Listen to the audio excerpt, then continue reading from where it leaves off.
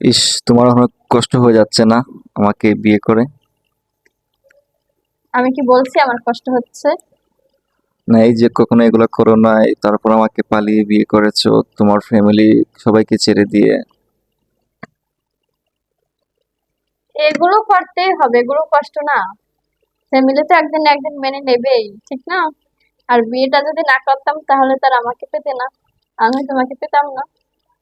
এটা সত্যি যে যদি ফ্যামিলির কথা মানতাম তোমাকে সারা জীবনের জন্য হারাতে হতো।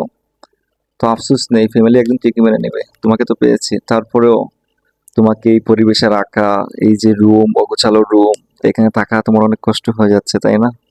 না, সমস্যা নাই, ঠিক হয়ে যাবে সব একদিন। এই যে ফলুরে বিছানা, ডিস্টারবেন্স কর। ওই ফলুরে বিছানা, তারপরে এই যে এলোমেলো রুম, অনেক কষ্ট হয়ে যাচ্ছে না?